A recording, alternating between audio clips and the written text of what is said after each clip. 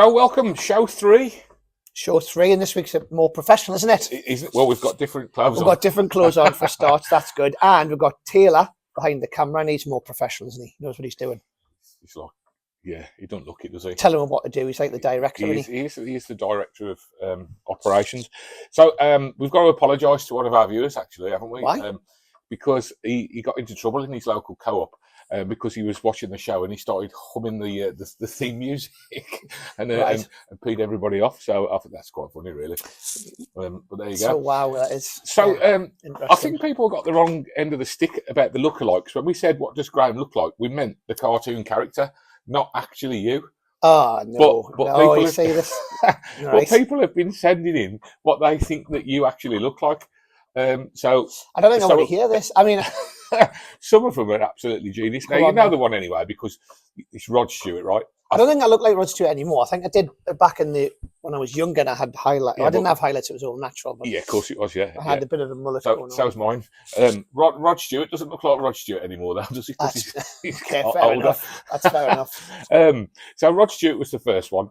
We're going to try and get pictures of all these in the video so you can see what we're talking about. So the other one was, if you had an emu, you'd look like Rod Hull, which I thought was a good shout. I don't like that one so much. Well, I thought that was quite funny. My next favourite is, and I can't remember his name, is the lead singer out of Black Lace. So Michael's mentioned this, and actually, funny enough, Michael Murray, if he's watching this, he actually sent me a clip, and for a couple of seconds when I saw the clip, I actually thought, is that me? I actually thought, as he videoed me, like drunk in a bar doing karaoke. Do you do kids' parties? Do you do Superman and Agadoo and all that? No. But I remember watching that video that Michael sent us, and I was like, is that actually me? For a split second. That's funny. And the last one, and this is my personal favourite, and I haven't told you this, is you look like the inspector off On the Buses. No, you don't know. Right. I thought this was going to be like a good opening section, to be honest. I thought it was. So yeah, you look like Jack off On the Buses, mate. I don't think any of these are good, to be honest, except the first one. I'd rather look like Rod Stewart than any of the others, to be honest. But never mind. Get some leopard skin trousers for next week. I'll take it. Yeah, okay, I mean, take it on the chin. I think Rolf Harris is probably the worst one to look like, to be honest. I don't look like Rolf Harris. It's just a cartoon character that looks like Rolf Harris. Okay. I think. Right, anyway, so move on. Let's get the show started. So, welcome to the show, and let's get moving, yeah.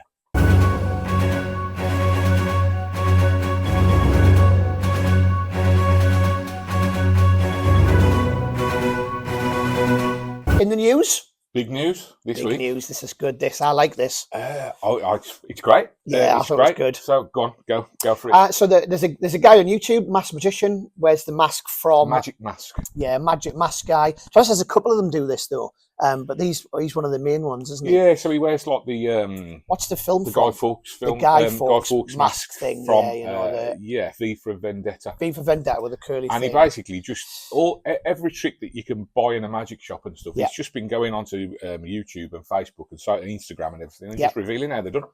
You know, and this follows on from what we talked about in one of the last shows, where people were asking about exposure and magic. And I think we did talk. I don't think we mentioned him, but we talked about a couple of others who are similar. Yes. So it kind of follows on from that question, and whether we think it's bad or good. And obviously, the answer is always going to be it's bad.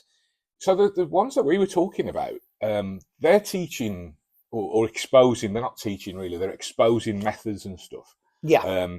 And there's like the behind the scenes cameras and stuff like that going on, and like we mentioned, they make people look, they're trying to make the viewer look stupid and all that kind of stuff. But this is actual effects from people's repertoire and things that people like me and you and others have invented, and we've sort of teaching. And he's even using footage from other people, so he's not even like he's doing it himself on some of the videos. I haven't. I mean, to be honest with you, I haven't really paid that much attention to it. Yeah, and there's a few others do this as well. They'll actually show footage of the magician, whoever it might be. It could even be David Copperfield performing it, right? And then they'll stop it, and then we'll reveal how it works, and it goes into a cartoon picture. I think that's a different guy, but they all do the same thing. So there's a video out there. If you haven't seen it, I think Andy Gladwin got this started. Got it started, yeah. And basically, he's got a friend who does this. He basically did an investigation, and he found out who this guy was. and revealed it. And if you watch the video, it's fascinating, really, because this guy thought he'd covered his tracks and stuff. Yeah. And it just breaks down the whole thing about how they... Yeah. And it's quite scary, really. It's a great video. It's only about 15 minutes long or something. Yeah, it's a good watch. And I think the guy, I can't remember what he calls himself now, but he's also, I think he says he's like a social media researcher. And he like Chris says, he literally breaks it down how he found out who this guy was. And this guy thought he covered his tracks well, didn't he? Yeah. He thought he covered his tracks. But this has got to be a good thing, because all those people who are out there hiding away and making people's lives a misery. And I've heard of this myself, people sending nasty sort of emails and messages and threatening messages and stuff to people. And it's ridiculous, really, over a card trick, They can find you. Yeah, and then not only that, it looks like he's been going to Blackpool as well. Obviously without his mask on, otherwise, I think you won't be doing that for a while. while. I think a lot of magicians have been friends with him on Facebook, apparently, obviously unknowingly. So everyone's deleted him as a friend. But also he's going to be banned from Blackpool as well, which I think is a great thing. And I wonder whether other conventions and maybe Blackpool should start looking at that. If there's somebody... I mean, like we did briefly go over this in the last thing about exposure. There is some exposure which I think you can get away with if it's your own thing or your own invention. But I think people who are literally standing there, and we talk about this, I hate the guy, his little ugly little face. He's in the bottom corner of the thing. And he's doing all this. Yeah, and he's pointing at it. And you see the actual, it might be, like I keep mentioning, it might be David Copperfield doing an illusion. He goes like this, he goes. Yeah. I have seen those smug little face, and then he now reveals how it's done. Yeah. He should be banned from all magic conventions. Well, yeah. I 100%. There's no arguing with that. I don't think there's no arguing with that sort of reveal. And there's a difference. Exposure. There's a difference between, and a few people have pointed this out on the social media that I've seen. And there's a difference between exposure and teaching, right? Yeah. And there's a lot of videos out there where people are teaching and they're trying to help people and stuff like that and teach people how to do it properly. It's just a bit of a grey area, I feel, in magic, because of what it is and how we... I think that is a grey area, but him literally going, oh, yeah, this is it. This is how it's done. There's no doubt there. Listen, I think it's... maybe it's going to put some of the others off, but really you know what? He's obviously doing it for money, right? I wonder how much money you're going to be making from something like this. Well, we said this, the reason why people are doing this is because they're not a very good magician. So they're not making money from the videos performing, or they're not making money from performing. So it's so easy just to sell out, isn't it? Just to sell out and show people how it works, to get easy likes. Unfortunately, there's been a few well-known magicians have gone down that route and then realised that it's not really good. It's difficult to come back from that, I imagine. I'm being hated by the magic community now. They've took them things off and started doing other videos. Have gone down other routes. People mentioning no names, welcoming those people back into the community. I think they are, but they're not. They do, but I don't think they're put on the pedestal that they once were before they were doing that. Good. So I don't know. I think it's a great thing, great news. I loved the little documentary; thought it was brilliant, and I would love them to do more.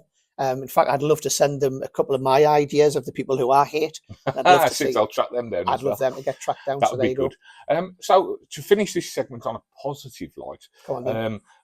Talking about social media magicians and stuff, this guy's just popped up on my feed, and because I've watched one of his videos, I'm seeing him all the time. And he's from this area, and he works on the oil rigs and stuff, and he's doing magic. Have you seen him? No. I'll try and track his name down and show you. He's from Sunderland. Right, okay. And he says when he retires, he's going to change his name to the Magic Macam. Right. But he's basically on this rig, and he's showing all the guys in the rig magic tricks. And right. It's great. It might be somebody who would know. Might be somebody I know, but honestly, I've really enjoyed it. I've commented on a few of them. So if you are watching this, mate, keep up the good work. Really enjoyed it. Oh, I did a Graeme thumbs up thing. It's good at this. 4 thumbs up for him. That's great. Well done, mate. Keep up the good work.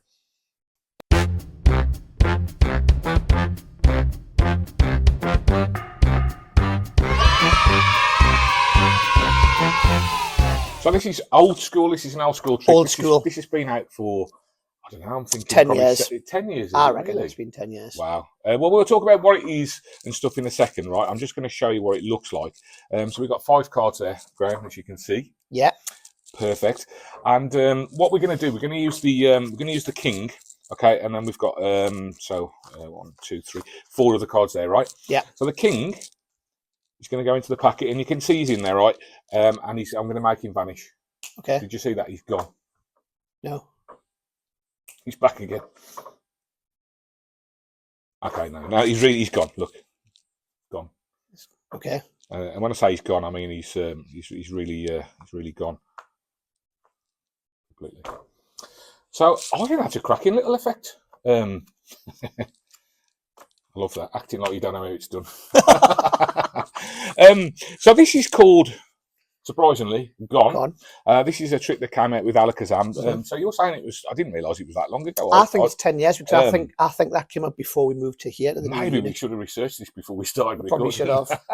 It's been out a few years anyway. I remember having this several years ago, and I keep meaning to buy another one actually. So I might get another one because I did get this. And then my cards got, here it goes. You put them down, and then they're soaking wet, and then they're no good. But yeah, this has been out for a few years. It's completely self-working. It is, yeah. There's not, I don't think there's any moves at all. There's just a little sort of subtlety sort of thing that you have to do. But other than that, nothing.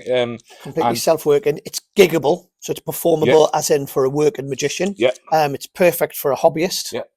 Amateur. They could do it straight away. But you got to pack small. I think what people forget, and I've been guilty of this in the past, is you forget how strong these things play to lay people. There's two really strong moments of magic there. The first one is the card vanishes. Yeah. And then the second one is all the other cards vanish, and you've just got the writing at the end.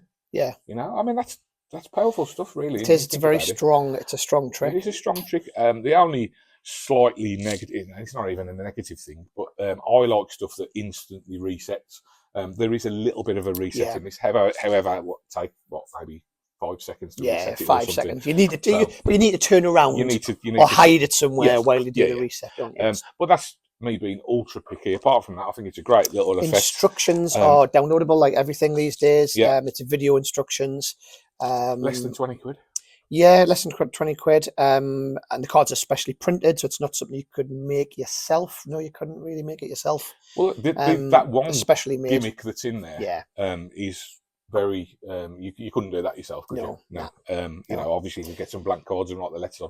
Why would you for less than 20 quid? Yeah, you're right. Yeah. So obviously, this is available from Magicbox and also from Alakazam Magic, who produced it, So, that's the old skill for this week. Hope you enjoyed it. So this is old.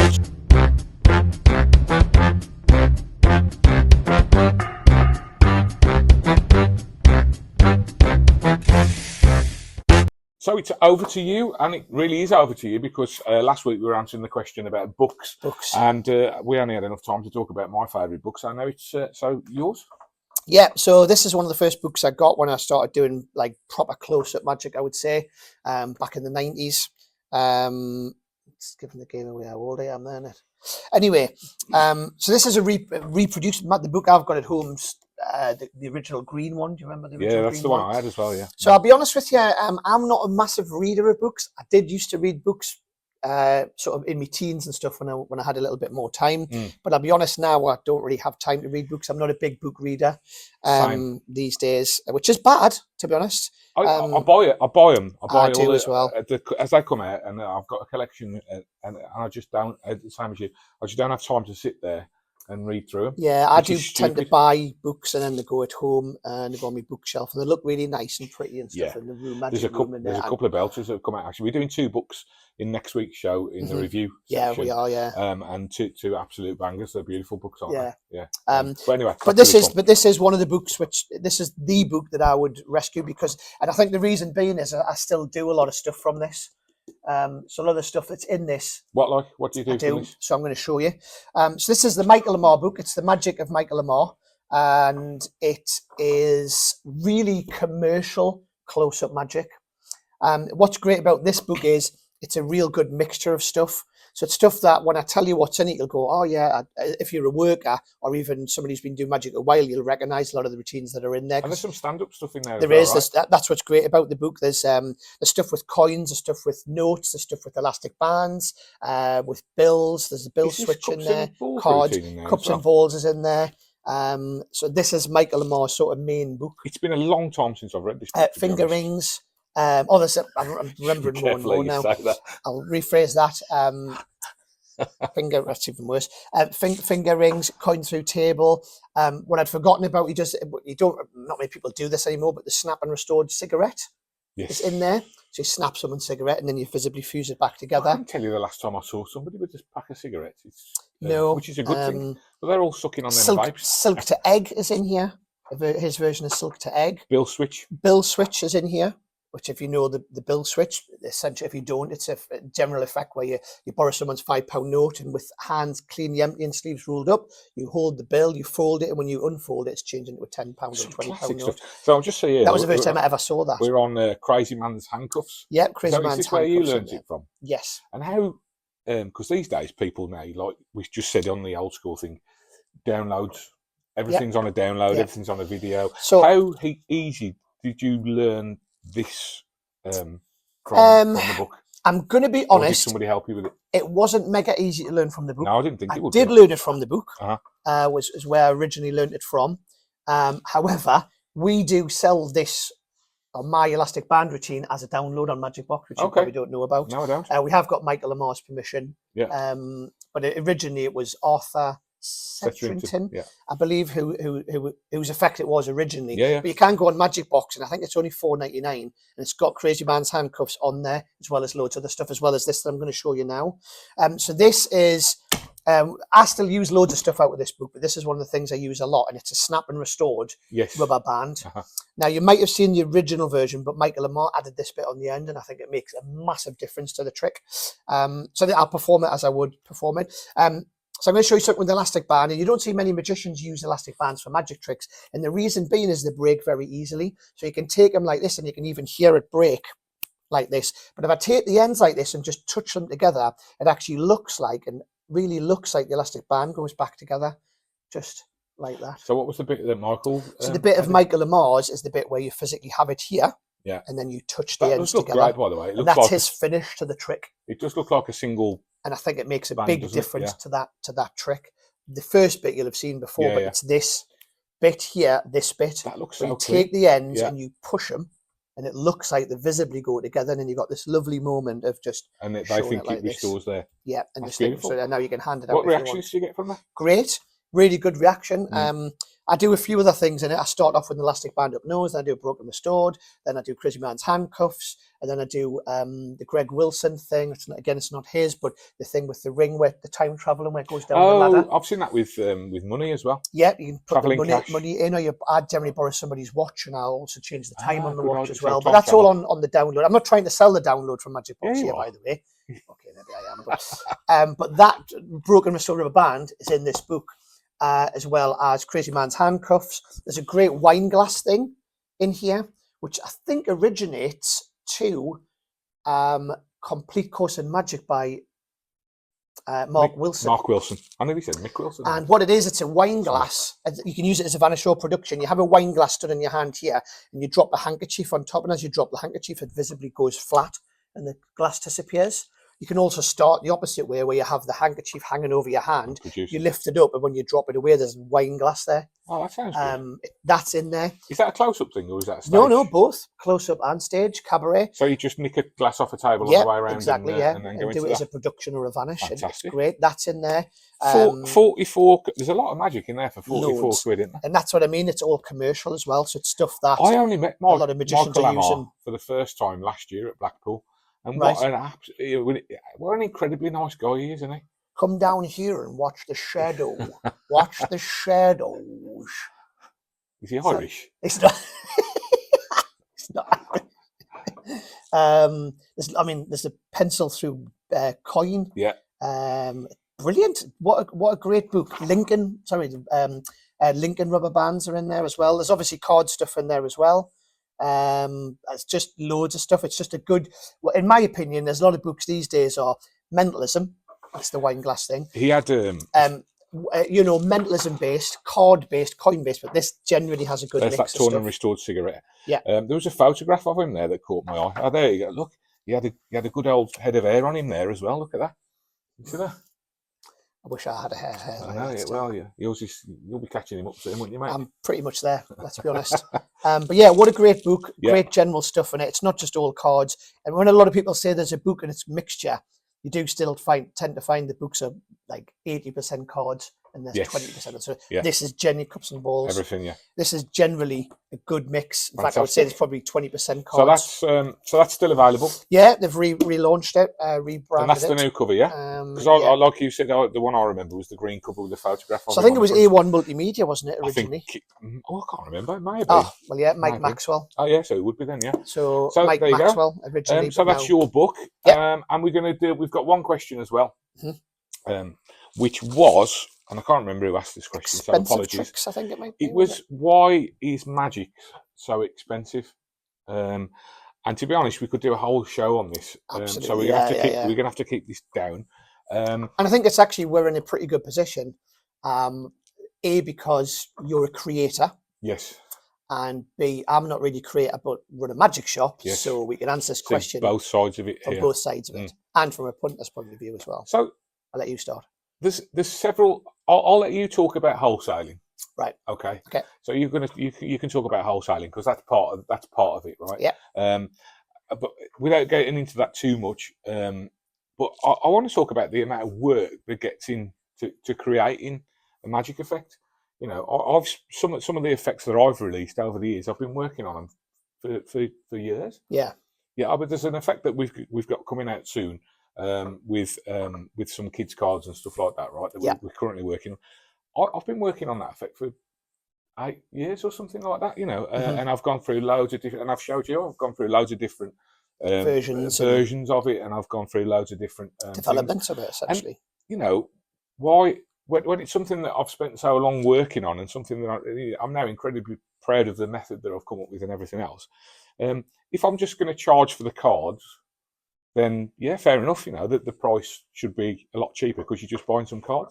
But now you're paying for the routine. You're paying for the rights to perform the routine, and you're paying for the amount of work and thought that's gone into the routine.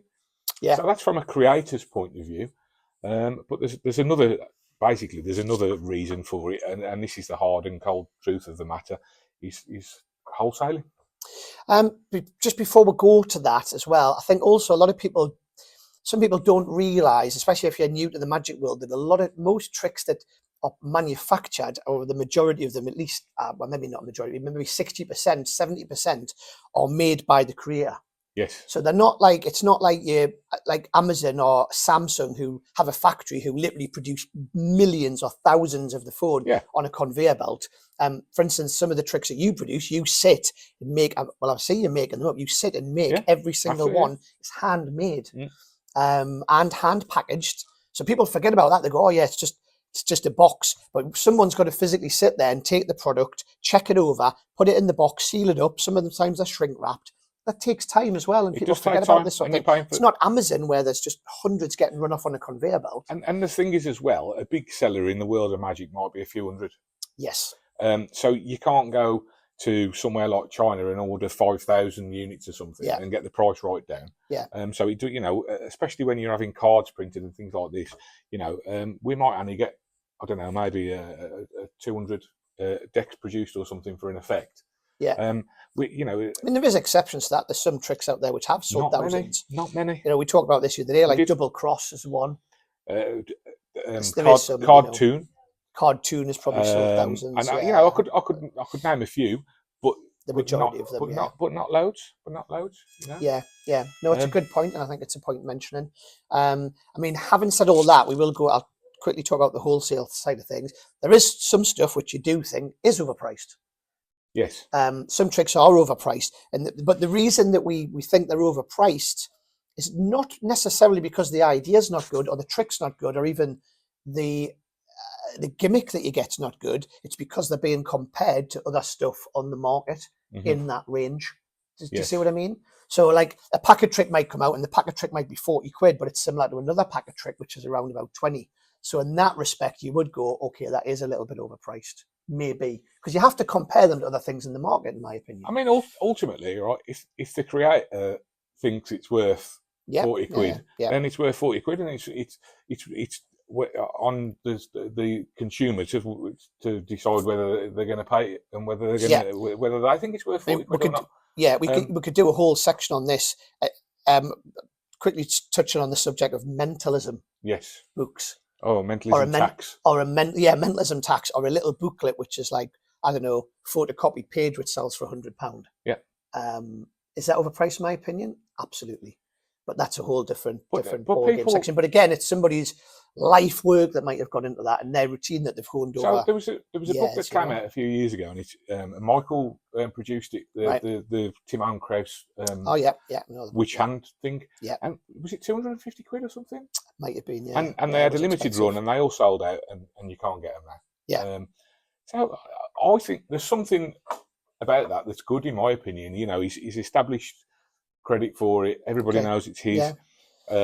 It's a limited run, so it's a fairly exclusive thing. I did a similar thing a few years ago with a wedding trick, and it was a booklet, and I was selling it for 50 quid, I think, and I had 50 of them, and they all went. And people were coming up to my stand at conventions, and they were saying, "No, what's this? Can you show me?" And I was like, "No." And I was like, "Really?" And I was like, "Yeah, no." And I said, "It's a trick. I've had this many done. Once they've gone, and it's a bespoke trick for the bride and groom at a wedding, and that's it." And I kept it, and I was stuck to my guns, and I didn't advertise, and they all sold, and I've never seen them come back up for sale anymore. Yeah. Back to the sort of wholesaling side of things. Yeah, I was going to say, we've gone down a rabbit hole. We have, yeah. Just back to the wholesaling. Yes. A lot of things, in my opinion, these days, unfortunately, are priced to wholesale to a certain supplier or suppliers. Well, so for instance, if you have an effect, and you think in your head, you go, I think that's worth £10. Yeah. Right. I think that should sell for £10. That's what it's worth. Yeah. If you're going to wholesale it to a certain wholesaler, they will want 60% off that price. So therefore, they're buying it off you at £4. Yeah. Now, in your mind, you go, I'd love to sell 100 of them, but I'm not going to make any money because it's costing me £3.50 or £4 to make. So you have to. So that £10 trick now becomes a £20 correct. trick. So you have to. What's the word I'm looking for? You have to. You have to work advertently inflate the retail. You have to work backwards, basically, to cover yourself, so you can sell it for 60% off, so that then you can get it out to the suppliers. And that's not necessarily a bad thing. You want to do that because you want your name to go out there. You want to send it to this certain big supplier so that they can then sell it to all the dealers in the world and get your name or your effect out there. That's fair enough. That's why you want to do that. But unfortunately, it does, inflate the retail prices of certain tricks, to my opinion, more than what they should be. Inadvertently, which I think is a shame. Well, but that's the world we live in. But when people say things are overpriced, right? We just did a trick 5 minutes ago. It was $18.99, right? Yeah. Now $18.99 nowadays is going to get you. It wouldn't even buy you a main course in a restaurant nowadays. Mm-hmm. You know, or a round of drinks. Yeah. 18 quid isn't a lot of money for something that potentially you can go out and perform for forever. You know? Yeah. So. Yeah, I think when you put all of those things together, I think that's the answer. But really, just economically, the hard and the top and bottom of it comes down to money. Yeah, I mean, certain tricks are just going to go up with inflation. Coin Unique's a great example. I remember when Coin Unique back in the day was £20. Coin Unique, by the way, if you wonder what that is, if you're new to magic, is the old pound and the penny trick, also known as Scotch and soda. Back in the day, we used to sell that. I think we retailed for. I don't remember them ever being 20 quid. I think it was about maybe 25. Now they're 40. So that's inflation. When, Eddie Gibson used to sell his ones, and they were the best ones. Yeah, they were the best. They were like 35, 40 quid 30 years ago. I remember when they were 25, definitely. They could have been cheaper than that. We used to sell them in the shop for 25 in the shop. In fact, I think we've got an old catalogue somewhere, and I'm sure the price in the catalogue, the Magicbox catalogue, is 25.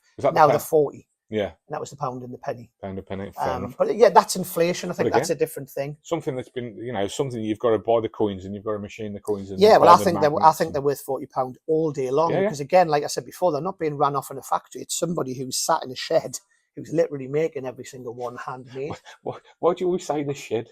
I don't know. Just well, maybe not a shed these days. I'm sure I'm old-fashioned now. I haven't got a shed, no. Well, that's the phrase, isn't it? I haven't got a shed either. I feel like I'd like a shed. Think how much stuff you could make if you had a shed. Anyway, right, we're going. Yeah. So keep your questions coming, guys. I hope you like this section. If you feel like we could do something a bit differently, let us know. I think it is interesting, but we as ever, we welcome your comments and your feedback. Yeah, just our opinions at the end of the day. Yeah, absolutely. There we go. Thanks.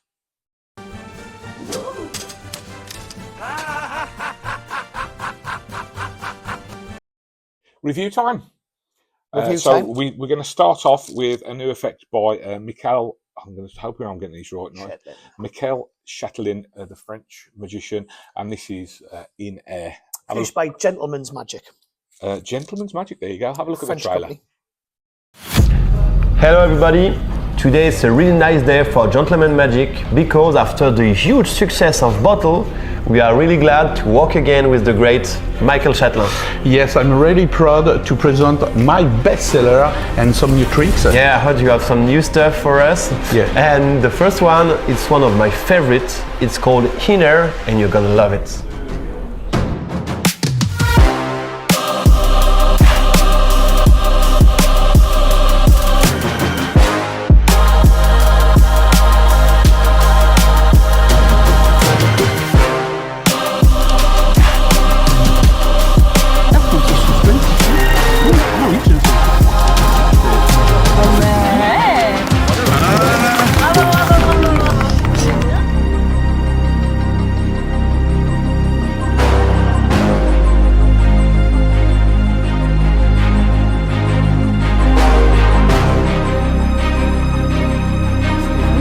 Si on regarde ici, on peut avoir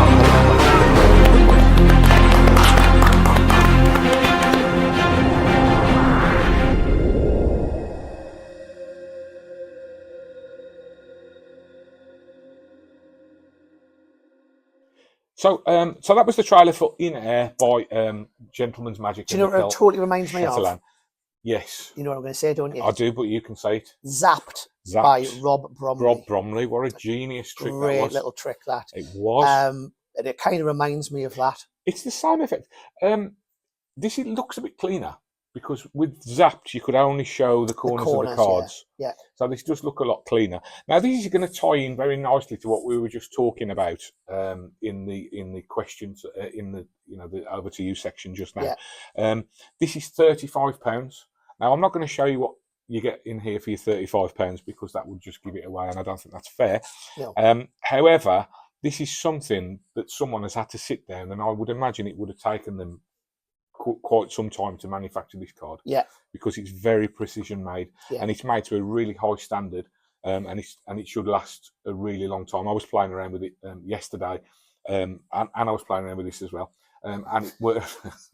and it is a. It is a really. Carry on, sorry. That was like Nobody noticed. That was like my mum was sat next to me. Did you roll your eyes as well? I did. So £35, I think it is overpriced. However, if you like the effect, if you do magic on social media and videos, and you want something that looks really amazing, and you could, I mean, this will work in the real world as well. Yeah, I think it does. Yeah, so it looks definitely great on videos, it looks great on socials. If you think that you use this effect, then it's absolutely worth it. But it is expensive. What were your thoughts? Yeah, I would agree. Personally, I think it's £5 to £10 overpriced.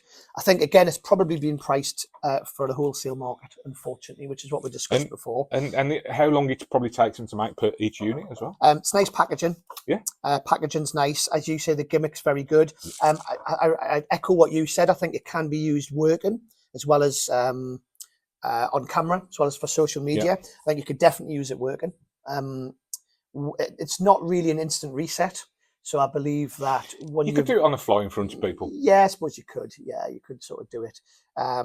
It's something you need to have. Yeah, bring it out. Yeah, I guess so. It'll sit. I mean, this will sit in a deck of cards, and you can do other stuff with the deck of cards before you go into this routine. Yeah, it is a very fast trick, isn't it? It's a very fast trick. It's a bit like snappy visual. Paper to money type thing, where it's just like bang. Everybody's got to be paying attention or they'll miss it, Yeah. But to be fair, he does give some different handling ideas on the video. There's one where he shows very cleanly that he's got 3 bad cards, and then he just says like this, and then towards himself, blow, and then you turn it back and it's and there's no movement going on or anything. Yeah. So I think that would work quite well, and it would you could focus everybody's attention on what's going to happen, and then they turn it back and it's changed. So you don't have that thing where, like you said, it's just this and you've blinked and you've missed it. you could focus people's attention as it happens, and then you slowly reveal as you turn it around. How easy do you think it is to do? It's a knacky thing. I think it is. He said on the video that you can learn it in 5 to 10 minutes, and I had a very, very quick play with it. I didn't spend any time trying to learn it particularly. I was getting it ready to do, which was very, very easy. It's just the action of but I do think it's not difficult. So I do think an amateur or hobbyist could do this as well. I do think, but I do think they need to practice. Just needs a little bit of 20 minutes. I think it's one of those things you don't necessarily have to concentrate as you're doing it. So I think it's something you could learn while you're watching the telly, for instance. Just muscle memory. Yeah, you're sitting watching the telly and you're just watching something. You're just constantly doing the move. Do you know what I mean? Yeah. I'm not giving that away, am I? No, I wasn't looking. Constantly doing the move in front of the TV, and I think after probably 10, 20 minutes, I think you'd have it down. So I don't think it's necessarily very difficult, but I wouldn't say it's self-work. Agree, yeah. But it's a good trick. Do you like it? Do I like it? Yes. Would you use it? Yes, I think I would on social media. I don't think I'd use it working, but I would use it on a quick video, I think. Absolutely, 100% agree with you. Yes, I like it. Yes, I'd use it on social media. No, I wouldn't use it at a gig because I would end up damaging the card or something, or losing it, or dropping it in a pool of beer or something else. And you can have changes that are as visual as this by using sleight of hand and a regular pack of cards. Okay. In my opinion, but I do like it, and it's very well made. So yeah. So there we go. That's in there.